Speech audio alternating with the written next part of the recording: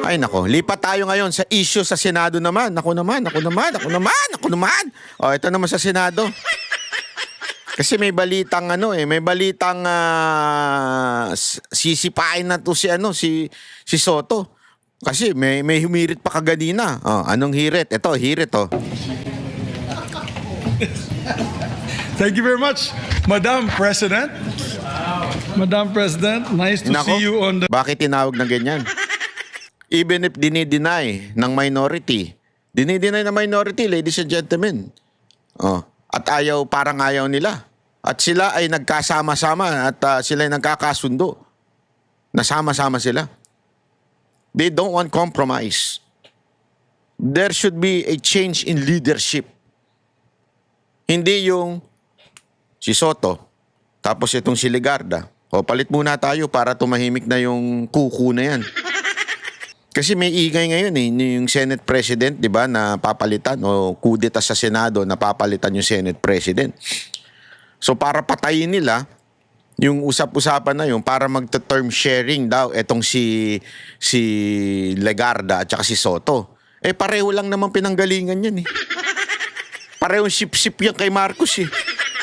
Wala namang pinagkaiba yan dalawa na yan eh. Hindi, totoo. Wala namang pinagkaiba yan eh. Parehong sip-sip yan kay Marcos.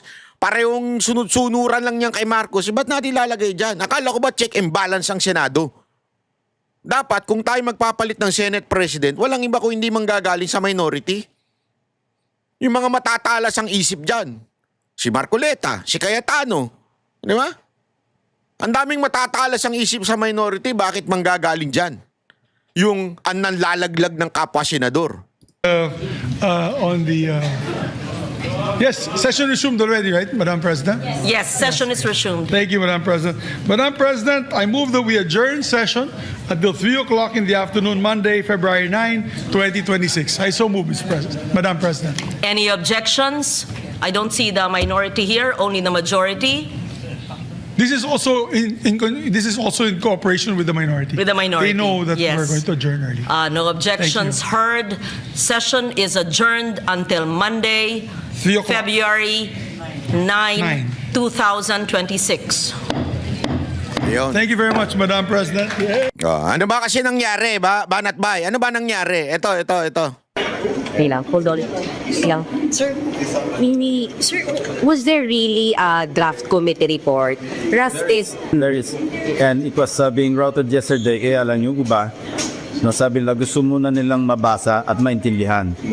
And in accordance with our rules of procedure governing inquiries in aid of legislation, alam mo, customarily, nagra-route na lang kami, pero kung susundan natin yung rules, talagang kailan merong meeting yung committee to discuss the contents of the draft committee report. So, it will remain as a draft unless signed by at least 11 in this case, kasi ang membership ng Blue Ribbon 17 opo. plus regular plus 3 ex officio, so that makes 20. So majority nito may required signatories at least to make it an official committee report that can be reported out for deliberation. Isa kasi ito sa mga nagpa-trigger daw di umano kasi gumawa ng draft at pinapakasuhan yung pinakita ko nga, 'di ba, kahapon, pinapakasuhan yung ilang senador. At siyempre, ang kinagagalit ng iba dito, di umano, ay hindi dahil sa kinasuhan yun o pinapakasuhan o nire-recommend kasuhan yung tatlong senador. But the mere fact na wala sa listahan ni si Romualdez. Nakitang-kita naman sa mga pagdidig sa Blue Ribbon na si Romualdez ay talagang merong link. Again, it doesn't mean pinakasuhan ay guilty na. Ang sinasabi lang dito ay imbestigahan. Pero bakit hindi ho ginawa nito ni Lacson at ni Soto? Remember, they are the one na nag-uusap. So, ibig sabihin po nun, marami ho sa kanila ang hindi gusto yung desisyon. At meron na nga tatlo na nag-sign na wini-withdraw yung kanilang support doon sa resolution na ginawa o yung draft resolution nito ni Lacson. Di ba? Yun yung pinakapunot, isa sa mga nag-trigger daw. I do not know. Pero tingnan natin. So yesterday, I was able to gather 6 signatures. Opo. Kulang. And 3 eventually withdrew kasi na-realize nila, I cannot blame them because of the complexity, and the sensitivity of issues involved, including personalities, kasi yung iba nabasa rin nila. So they really want to go into the motion of reading and understanding before they epic their signature. And ako naman, chairman ako, and the chairman is not the committee. One signature lang abot. Ayun. Sir, there was a document leak, may mga Parang nanggaling to sa office ni Senator Lapid. So mamaya tatanungin ko bakit kasi ang binigyan lang namin kopya yung mga nangingi. And I'm sure na hindi magagaling yung leak sa amin o si Dios.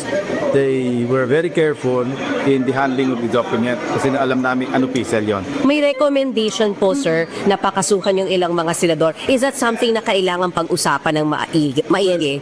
Kasi align John sa practical realities. Sa ground kasi ano nangyayari, those that are being recommended for the filing of criminal and administrative charges, Antoine, all of them are already undergoing preliminary discussion. Iba nga may warrant na. So as long as our committee report and the recommendations therein are aligned with the practical realities, ibig sabihin nandiyan walang problema. But kung sa mga amendments na papasok sa aming discussion mamaya, merong po kontra doon sa realities on the ground, medyo may problema kami. Because the committee report itself will not be aligned with what is actually happening sa ground. So maninindigan kayo dun sa pagpapakaso sa ilan sa inyong mga kasamahan kasi that's the reality on the It's already there. Papanindigan ko yun. No, while the committee report or the draft committee report was prepared by my staff, under the guidance of the JAR Council, Attorney Gerard Mosquera, who used to be Deputy Ombudsman for Luzon, and very competent. And while sila yung nagawa, kasi lawyers ang magagawa niya, I will take full responsibility sa contents. Last night, while I was meeting, because tinisas mo with the staff, binisita kami ni Senate President Soto, and he also included his inputs, which we accepted. Because ang concern nga, yung mga personalities na may mention, yun ang naging problem. Opo. Now, I respect the opinion or opinions of my colleagues in this regard. So, if I'm not able to gather or secure 11 signatures, then there will be no committee requirements. Will it cause distress yung mga contentious na names ng kapwa senador? Distress to the Senate, it will not cause No, distress. not at all. Because yan ang rules namin Kailangan merong at least majority or majority of the members ang pipirma sa draft committee report to make it an official committee report. Sir, So in the absence of 11 signatories, there is no committee report. pero paninindigan nyo, kunwari, sir, di ba? Paninindigan nyo yung mga papakasuhan. Will it cause... Line ako merong baseline na kung sino-sunod. Below that baseline, hindi ako papayag kasi nga it doesn't make sense na hindi ko re-recommend yung nangyayari na after all, most of the documents used by the DOJ and the Ombudsman, even the ICI, came from the Blue Ribbon hearings. Tapos nadagdagan pa nga. So to go against what is happening already, yung miskong cases na ina-handle na. Ang labo naman nun. Parang kaya daw ipinarekomenda yun dahil yun naman na ang inano ng ombudsman. Kaya nga kayo independent Susunod-sunuran lang kayo sa ombudsman. Para bagang sinasabi nito, hindi, kaya sinigundahan na lang namin. Anong klase yan? Pambira ka naman, Lacson, no? They're going to be non-disclosure. Even yung mga freezing ng AMLAC, andyan na So we're just recommending what's already happening. Ang Will it labo cause dun. distress to the leadership? Ang labo nun, ha? Ang ng dahilan yan, pambata. Hindi, kasi ganun na So, segundaan na lang natin. Kasi wala na Ano na talaga Labo mo. yung pagpapakaso sa mga kasamahan niyo, sir? I don't know. Kaya magkokopos kami ngayon. Pag-uusapan namin ng maayos. Sabi niyo Ako, I'm not taking it against my colleagues that they refuse to sign or even withdrew their signatures. Wala sa akin yun. Because it is in the rules eh. Ang masama pang wala sa rules and some of them are violating, then not take it against them. But they're following the rules. I'm also a stickler for rules. Kaya I go along with them na sinusunod namin yung rules. Sabi niyo magkakaproblema pag medyo may ibang hindi sumang-ayon mamaya. O dining by that? Them. I'm not willing to sponsor something na hindi ako naniniwala at saka yung hindi align to sa realities. If you sponsor later, partial report ka rin po yan. Hindi sponsor later. Kailangan makamuha rin. Ileresin na to. Hindi partial, pero very substantive. Diba? Ito na yung mismong committee report. Partial because hindi pa nagsasara yung Naglolokohan na lang, ano? Hindi, totoo, naglolokohan na lang tayo dito. Tapos biglang para masabing sumayan ang taong bayan, etong si Ligarda ang gagawin yung president para hindi anong katarantaduhan yan? Pare-parehong, sorry pero etong si Ligarda, wala din. Tuta rin niya ni Marcos. days ng inquiry ng Blue Ribbon. Nasama ko yung goal, bakit parang nangyari nilik yung... I don't know, tanungin si Turante. Sir, but we can say, sir, that the route, yung kahapon nilik, sir, was really the draft report that came from you. Yeah, draft talaga yun. Okay. And sir, pinaparecommend Fine yun. That's not yet the committee report. It is subject to discussion. And yung draft, sir, you confirm na kinapa-recommend yung Pages versus Senators Villanueva, Estrada.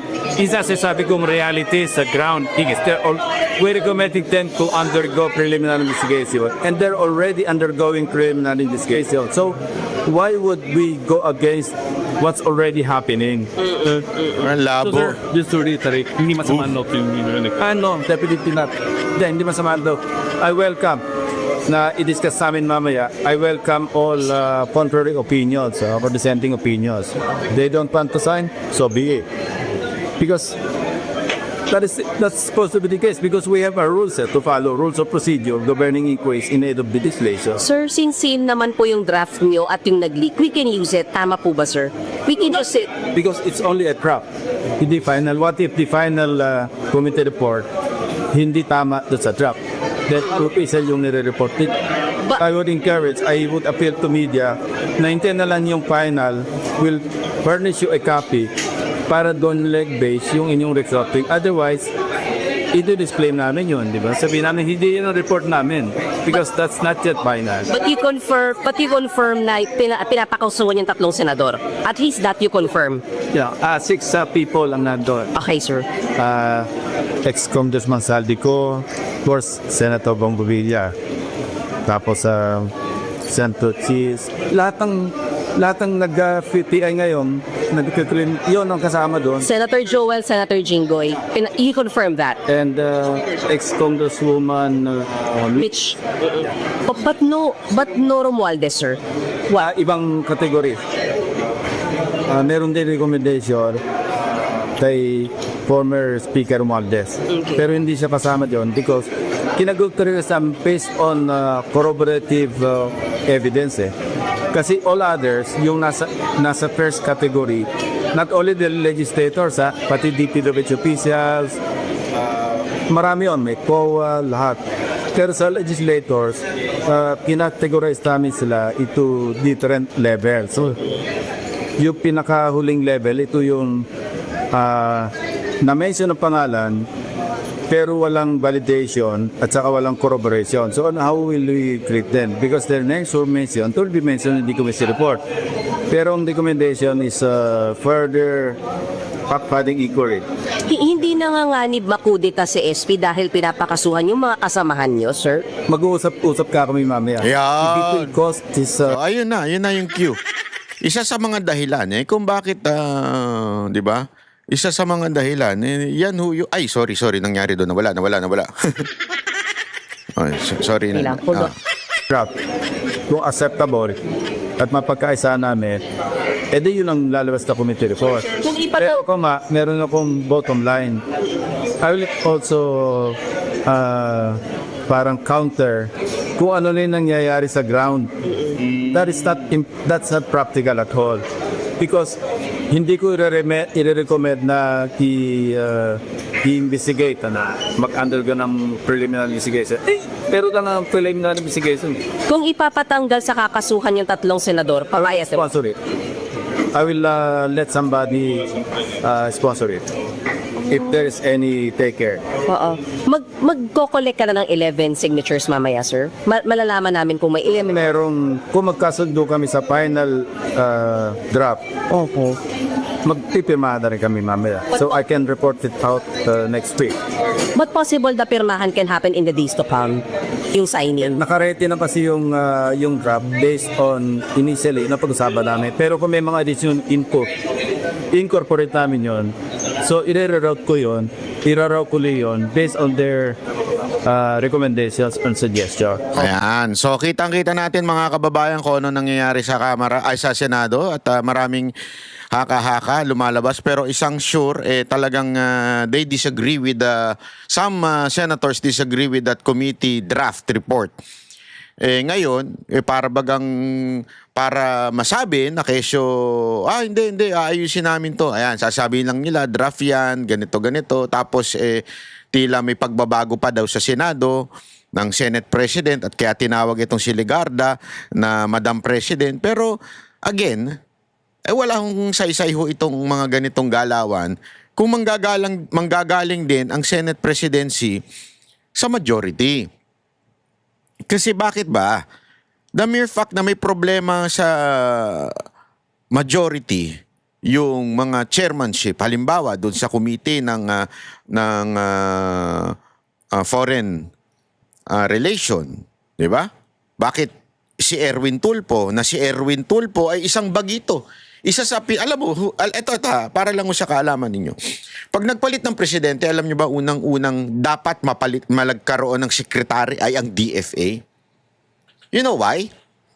Because foreign relation ay napaka-importante sa Pilipinas. Kasi as part of the entire world, kailangan maging stable kaagad yung presidenteng bago, yung kakapasok na presidente. How are they gonna communicate that? Through the DFA. DFA is very important. Ang taas ng standard para ikaw maging DFA secretary. Bakit ibinigay sa isang bagito at questionable? May question. Merong pang kinakaharap na reklamo tungkol sa kanyang nationality. How come siya ang committee chairman dyan sa foreign relations? Diba? So, ibig sabihin, sablay talaga ang mga desisyon ni Soto. Kasi ngayon si Erwin na dun Diba? Sablay. Sa Blue Ribbon. Kita natin ilang beses binanggit ang pangalan ni Romualdez. Kahit siya, nagpresenta pa nga siya kuno. Nagpresenta pa siya ng witness. Tapos gayon, sasabihin, tinan mo yung sinabi ko sa inyo noon, that witness is a fake. Sa tingin ko fake yun. Para ilihis yung issue. Kasi ano nangyari? Dininay lang ni Diskaya. Kasi para bagang, sandali, hindi namin kilala yan. Yun ang totoo. Kung hindi talaga nila kilala yun So ano ibig sabihin? O para bagang ipinresinta doon to have a fake people na nakakover na hindi mo makikita kung tama ba yung kanilang sinumpaang salaysay. Basta nakakover sila at parang ang dating sa ending ay hindi pala totoong nakalink si Diskaya at kay Romualdez. So, this is very obvious na pagliligtas kay Romualdez ang ginawa ni Lacson. At because of that, dapat talagang mapalitan ang chairmanship ng bawat committee. How it will happen if the majority is genuinely removed o mapalitan. Hindi pa pwedeng yung leader manggagaling o yung Senate President manggagaling mismo sa kanila din. Wala magbabago sa chairmanship. Moro-moro lang yung usapan ng pagpapalit ng Senate President. Isang malaking katarantaduhan. Gago! So sa akin, the Senate President should come from the minority if we really want change. Kailangan na manggaling sa minority to. Mula po, maybe Cayetano, maybe Marcoleta, Ang ganda na ng tandem nun, di ba? Cayetano and Marcoleta o kaya Chis Escudero, Marcoleta and Marcoleta. Ang ganda na ng tandem nun eh. Pinababayaan na lumabas yung mga tunay na salarin nitong skandal sa flood control. Doon pa lang kita mo na niligtas eh. Naalala ninyo, tinuturo ni Chis Escudero itong si Romualdez, the name that you cannot mention, and yet, hindi pinakasuhan. Mantakin mo ha, si Zaldico pinakasuhan. I agree with that. 100%, mga 300%, mga 1,000%. Pero kasama doon yung partner niya na si Romualdez, pero hindi pinakasuhan. Anong klase yan? Katarantaduhan yan. So, alam mo yon, sana lang, magkaroon talaga ng tunay na pagbabago dito sa Senado or else, dadaus-dos kayo. Yung ratings ninyo, dadaus-dos yan tuloy-tuloy. Huwag tayo maglokohan. Dadaus-dos kayo ng tuloy-tuloy. Kami ang boses ng masa, hindi natatakot. Katotohanan lang, di kami nalulunod. Walang bahid ng sismis, lahat ay totoo. Kahit sino ka pa, pag mali ka babanatan ka. Walang pinipili kulay, wala kaming kinikilingan.